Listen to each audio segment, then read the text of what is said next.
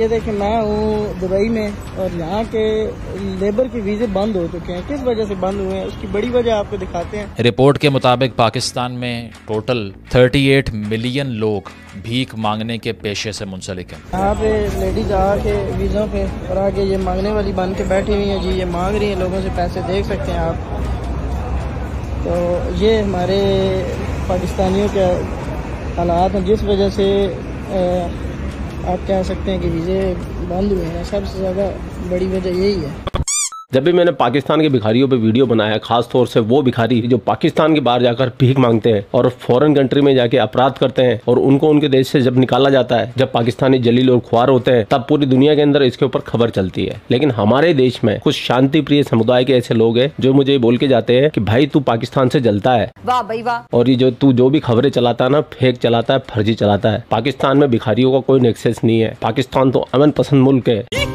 तो आज मैं हमारे देश के शांति प्रिय समुदाय वालों के लिए ये वीडियो बना रहा हूँ। ठीक है जी। और मैं ये चाहता हूँ कि इस वीडियो को ज्यादा से ज्यादा जो पाकिस्तानी लवर हिंदुस्तान में रहते हैं ना, उन तक जरूर पहुंचा देना कि भाई तुम्हारे प्यारे मुल्क पाकिस्तान में चल क्या रहा है, हो क्या रहा है और पाकिस्तानियत हकीकत में है कैसे। क्योंकि ये बातें चल रही है पाकिस्तान के पार्लियामेंट में, पाकिस्तान की मीडिया के अंदर, पाकिस्तान के बुद्धिजीवी इसके ऊपर बात कर रहे हैं। तो मजा तो आपको भी आने वाला है। हलवा पकाओ। तो बिना देर के चलते हैं पाकिस्तान।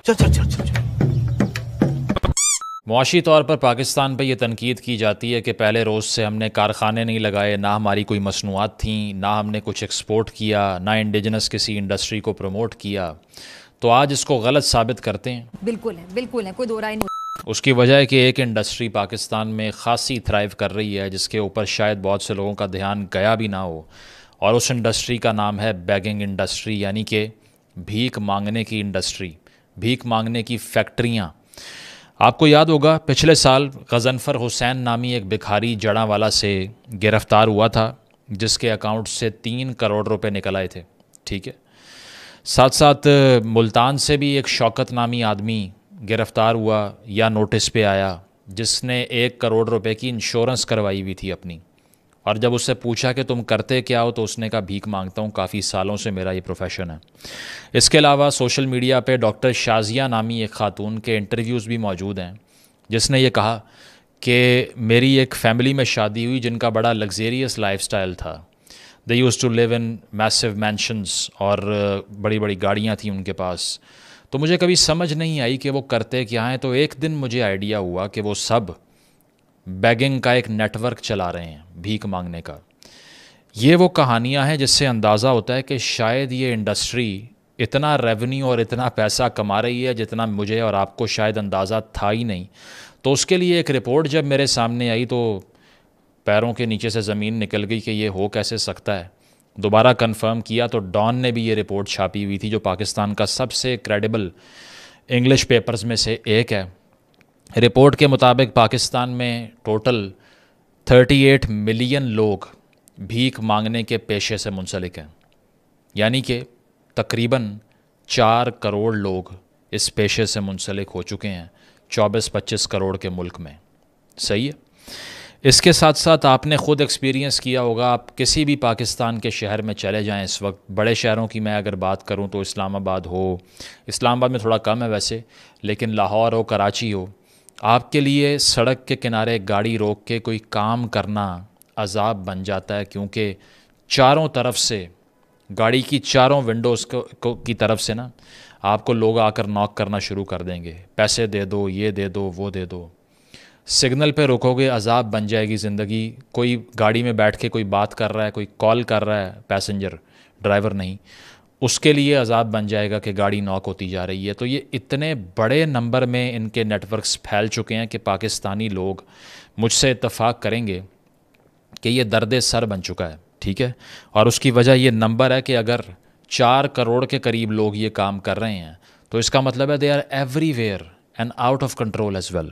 साथ साथ ये कि पर डे कलेक्शन इस रिपोर्ट के मुताबिक, यानी कि भिखारी एक दिन में कितना पैसा कमा लेते हैं मुख्तलिफ शहरों से, इसका डाटा ये बताता है कि सबसे ज़्यादा नोट जो छाप रहा है ना भिखारी पाकिस्तान में, वो कराची में है।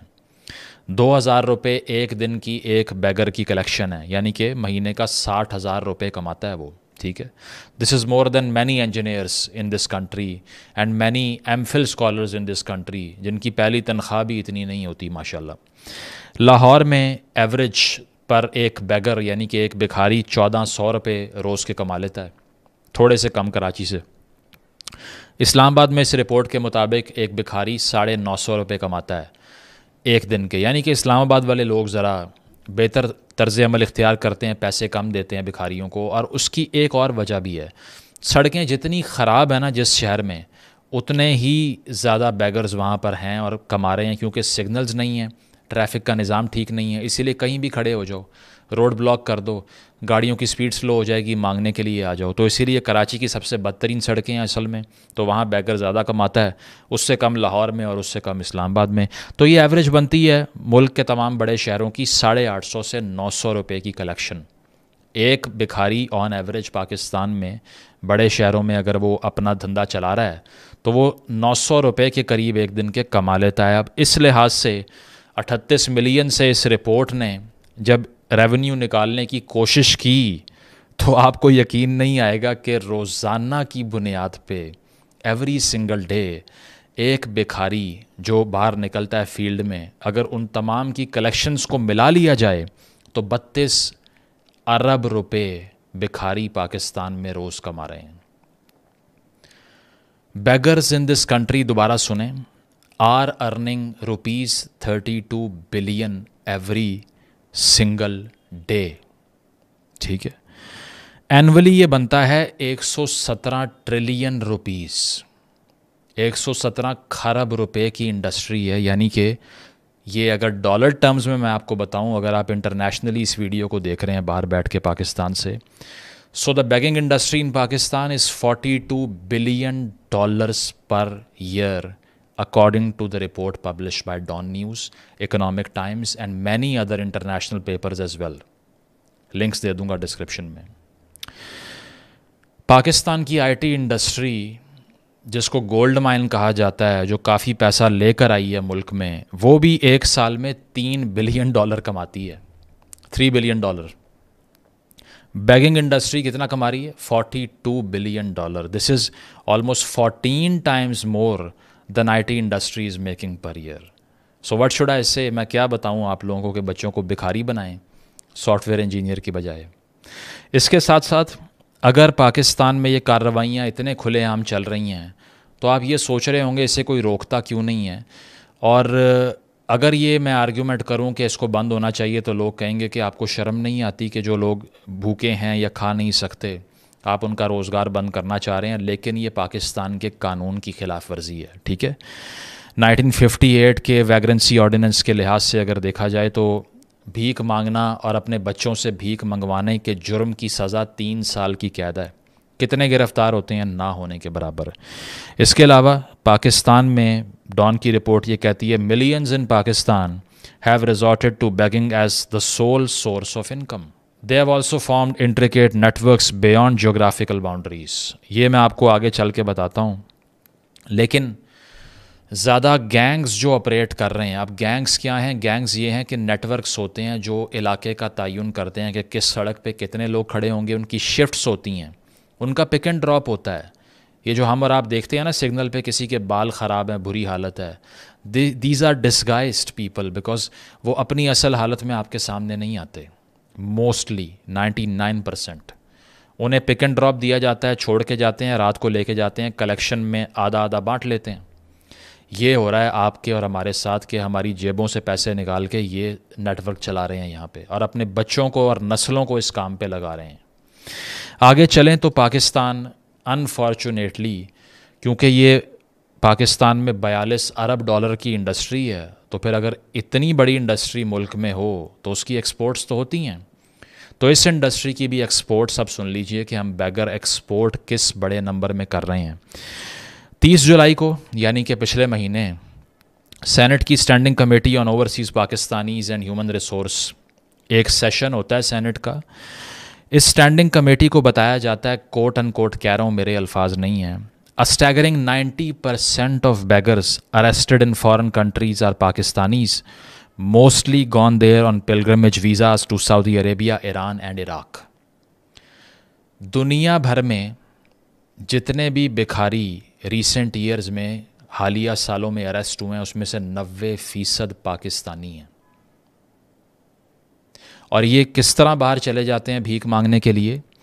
पिलग्रिमेज के वीज़ास पे, यानी कि ज़ियारतों पे इराक़, ईरान और साथ सऊदी अरेबिया चले जाते हैं हज और उम्रे के लिए, और वहाँ जाके ये हरकत करते हैं।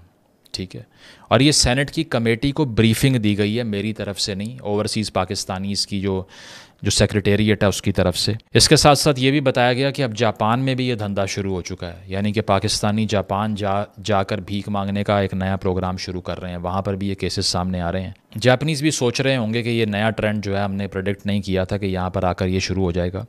अब होता क्या है कि ये एजेंट्स जो कि मोस्टली साउथ पंजाब से ऑपरेट होते हैं, सेंट्रल पंजाब के भी कुछ शहर इसमें इन्वॉल्व हैं, 1-2 शहर कश्मीर के भी रिसर्च कहती है कि सामने आए, ये सारा ख़र्चा उठाते हैं बैगर्स का और उनको टिकट्स करवा के देते हैं, वीज़ाज़ लगवा के देते हैं। और डील ये होती है कि आपने बाहर जाना है, एक उनको टारगेट देते हैं कि इतने पैसे कमा के लाने हैं हर सूरत भीख मांग के, और जब वो वापस आएंगे वीज़ा एक्सपायर होने के बाद तो 50% होगा। तो एजेंट आपकी टिकट के पैसे देगा, बाहर भेजेगा, कलेक्शन का आधा वो अपनी जेब में डालेगा। ये है नेटवर्क। ठीक है, और इसके साथ साथ ये है कि 2023 में भी FIA की तरफ से तकरीबन 16 भिखारियों को मुल्तान की एक फ़्लाइट जो कि सऊदी अरब जा रही थी उससे अरेस्ट किया गया। अब FIA काफ़ी एक्टिव है आजकल, जिसकी मैं तारीफ़ करूँगा कि they are doing the right thing, but इसको एक अलार्मिंग स्केल पे करना पड़ेगा। ठीक है, इसके अलावा 2024 जुलाई में, यानी कि पिछले महीने 2000 पासपोर्ट गवर्नमेंट ने ब्लॉक किए हैं और शनाख्ती कार्ड भी ब्लॉक किए हैं उन लोगों के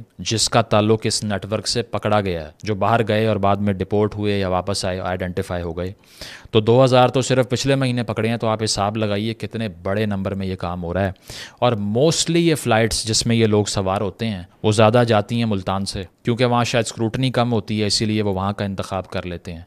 इसके साथ साथ एक बड़े नंबर में पिक पॉकेट्स, यानी कि जेब जो काटते हैं, उन लोगों को जो पकड़ा गया अनफॉर्चुनेटली हरम के आसपास और साथ साथ होली साइट्स के आसपास, उसमें भी पाकिस्तानियों का नंबर बहुत बड़ा था। साथ साथ 12 अगस्त 2024 इस महीने यौम आज़ादी से 2 दिन पहले FIA ने इस्लामाबाद के एयरपोर्ट से 6 लोगों को अरेस्ट किया। वो भी उम्रा करने जा रहे थे और इंटेलिजेंस बेस्ड अरेस्ट हुआ, ये कि आइडिया हो गया कि ये भी भीख मांगने जा रहे हैं, नेटवर्क पकड़ा गया। ठीक है, साथ साथ ये कि इंटीरियर मिनिस्ट्री ने ये बताया है कमेटी को कि पिछले 2 सालों के अंदर, इन 2 years ओनली, हमने मुख्तलिफ फ़्लाइट्स पर छापे मार के 44,000 लोगों को ऑफलोड किया है। अब अगर आपको लग रहा है ना कि ये हवाई कहानी है कि इतने ज़्यादा बैगर्स पाकिस्तान में हो ही नहीं सकते, तो आप ये इनके अपने स्टैट्स देखिए इंटीरियर मिनिस्ट्री के, कि उन्होंने सिर्फ 44,000 लोगों को तो पिछले 2 सालों में ऑफलोड किया है कि वो भीख मांगने जा रहे थे, पहले पकड़े गए। ठीक है, सस्पिशन की बुनियाद पर भी किया है।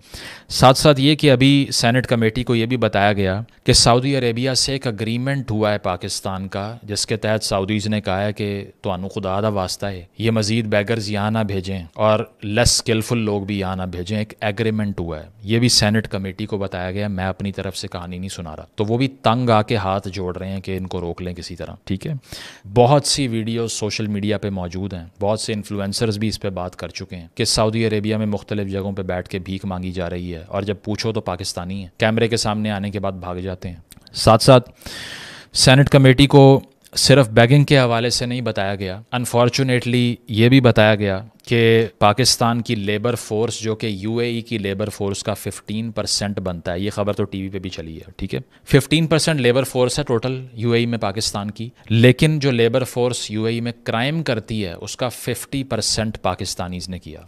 उन क्राइम्स में मोस्टली जो इश्यूज़ थे ना वो सिविक क्राइम्स थे, यानी कि ये ऑन रिकॉर्ड है सेनेट कमेटी को जो बताया गया कि UAE की अथॉरिटीज़ ने कंसर्न शो किया है कि most of these people were filming women without their consent, कि उनसे पूछे बगैर उनकी वीडियोस बना रहे हैं। स्पेस देने का इशू समझ नहीं आता, कैट कॉलिंग हो रही है। उन्हें लगता है ये भी अनारकली बाजार है जहाँ हलवा लिखा होगा सूट के ऊपर, तो जाके दबोच लोगे लड़की को और कोई कुछ नहीं कहेगा आपको। हिंदुस्तान में रह के जिनके दिल में पाकिस्तान धड़कता है, तो तुम्हारे प्यारे पाकिस्तान की हालत देख के अब क्या बोलोगे मेरे भाई, आप भी बोलोगे कि फेक न्यूज है, फर्जी न्यूज है, तो जलता है पाकिस्तान से। देखो भाई, मैं जलूं या ना जलूं वो मैटर बिल्कुल अलग है। जिस थाली में हम लोग खाते हैं ना, उस थाली में हम छेद नहीं करते। मैं जानता हूँ, जब तुम हिंदुस्तान में पैदा हो रहे हो, हिंदुस्तान में खा रहे हो, हिंदुस्तान में मर रहे हो, यहीं दफन हो गए, और तुम गीत पाकिस्तान के गाते हो। शर्म करो, भगवान से डरो वालों, भगवान से डरो। खैर, शर्म तो इस आसमानी कौम के अंदर है ही नहीं। पाकिस्तानी इतनी बड़ी बड़ी डींगे हाँकते हैं, बड़ी बड़ी बातें करते हैं, हम भारत को नेस्तनाबूद कर देंगे, ये कर देंगे, वो कर देंगे, फलाना कर देंगे, ढिंगड़ा कर देंगे, और औकात क्या है इनकी, भीख मांगने की।